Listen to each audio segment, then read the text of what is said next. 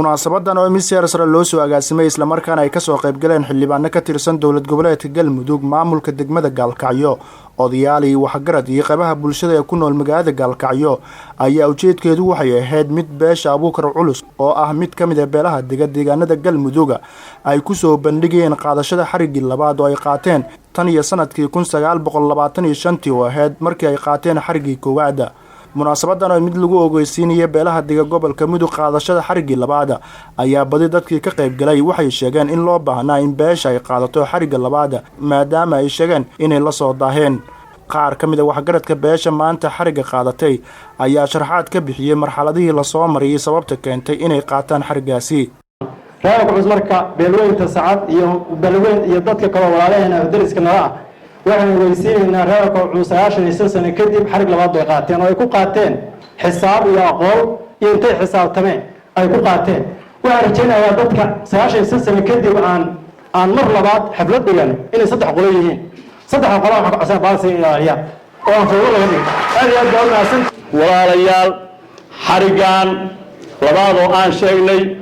marna waa weysiis marna waa naga dhab mar waa weysiis walaalaha iyo sacad iyo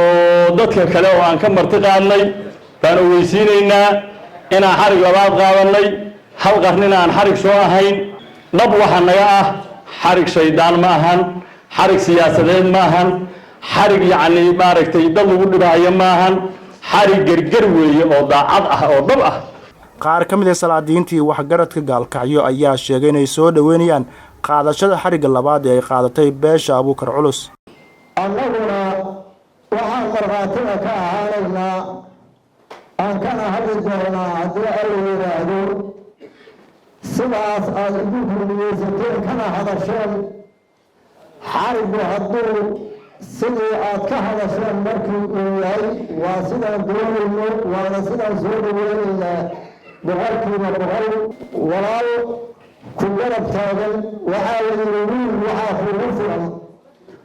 mid waxaa kugu fiican baa la yidhi wiil waxaa kugu fiican mid aadan kuyin kuna ciidamaya cabdulqaadir dhagayare wuxuu yidhi xariga aan qaadana siyaasad kuma sugna cumara ku dooni mayno waxaa la yidhi haddii wakti xumi dhaco oo aan biyal-arago ciddu oo matoo xooluhu guur yihiin oo wiil dhasho waxaa la yidhahdaa maadhow ciddu caba waxay ku soo aruurta la soo aruur waxaan idin leenahay xargaa haddii siyaasad lagu qaato dacfi lagu qaato gacanaha halaabanina dadkeena doc ka raaca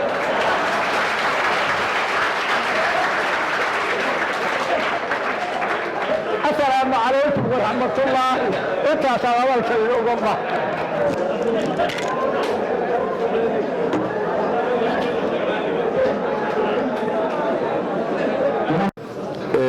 salaan bacdigeed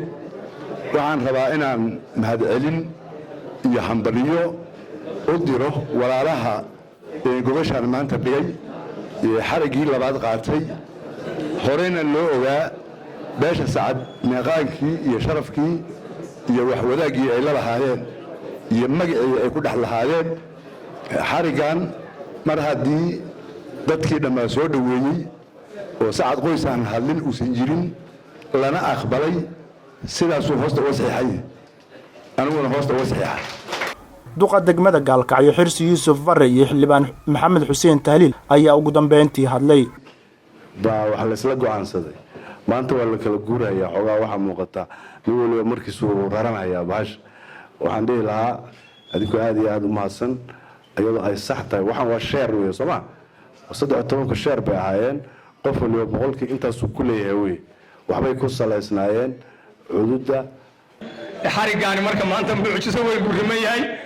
dawladda Galmudug ma ka soo qayb gashay Maxamed Xaweyni waxaan leeyahay xarigan hambaliyo mar labaad waxaan sheegayaa anigu waxaan ka mid ahay markii siyaasad ahaan laga soo tago dadka xariga qaatay baan ka mid ahay faraskaas awowgay waa wadan jiray Libna Cajiib Xaaji TV Universal Gaalkacyo